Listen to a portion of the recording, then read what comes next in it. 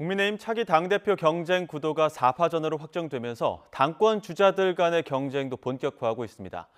민주당도 오늘부터 차기 지도부 선출을 위한 본격적인 준비 체제에 들어갑니다. 국회 취재기자 연결합니다. 김다연 기자. 네, 국회입니다. 일단 어제 국민의힘 전당대회 후보자 등록은 마감됐죠? 네, 예상대로 나경원 의원, 원희룡 전 국토교통부 장관, 윤상현 의원, 한동훈 전 비상대책위원장의 4파전으로 압축됐습니다. 어제 자체 핵무장론을 띄운 나 의원은 오늘도 SNS를 통해 안보 메시지를 재차 강조하면서 당대표가 되면 당론으로 정해 정책 준비를 하겠다고 밝혔습니다. 또 오늘 경남과 부산 지역을 찾아 도지사와 시장, 도의원을 만나는 등 이른바 당심 잡기에 나섭니다. 원희룡 전 장관은 오늘까지 대구 일정에 집중합니다. 오전엔 홍준표 시장을 만났는데 이 자리에서 홍 시장은 출마해줘서 고맙다고 얘기한 거로 전해졌습니다. 윤상현 의원은 조금 전 기자회견에서 앞으로 나란히 줄 세우는 정치를 지향하겠다며 나란히 앞으로라는 표현을 내걸었습니다. 이른바 러닝메이트 같은 건 정치 고질병이라며 전당대회 최초로 당원 시민 선거대책위원장을 시도하겠다고 강조했습니다. 한동훈 전 위원장은 오늘까지 의원실과 사무실 당직자 인사에 주력하고 내일부터는 영남 지역을 돕니다. 다만 홍 시장과의 면담은 따로 없을 전망인데 한 전 비대위원장은 관련 질문에 본인이 만나기 싫다고 하시니 뵙기 어렵지 않겠냐고 답했습니다. 한 전 위원장 측은 또 논란이 되고 있는 제3자 추천 최상병 특검을 두고 민주당에서도 프레임 전환이 이뤄지는 것 같다면서 앞으로 선거용으로 문제를 남발하기보단 굵직한 화두를 던지겠다는 취지로 YTN 취재진에 설명했습니다. 네, 민주당 전당대회 움직임도 본격화하고 있죠.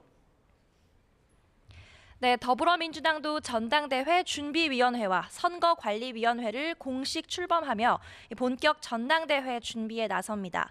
전당대회 준비위원장에는 이춘석 의원이, 선관위원장에는 이계호 의원이 내정된 거로 파악됐습니다. 당 지도부 핵심 인사는 YTN과의 통화에서 이춘석 의원의 경우 어느 한쪽에 쏠려 있지 않아 낙점된 거로 안다고 전했습니다.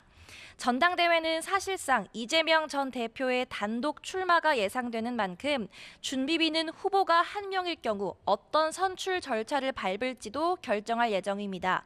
일각에선 지역별 득표 결과를 공개하지 않는 원샷 경선이 검토될 수 있다는 관측도 나오는데요.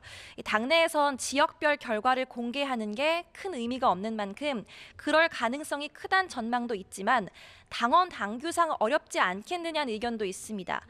당내에선 여전히 이 전 대표의 연임을 두고 우려의 목소리가 나옵니다.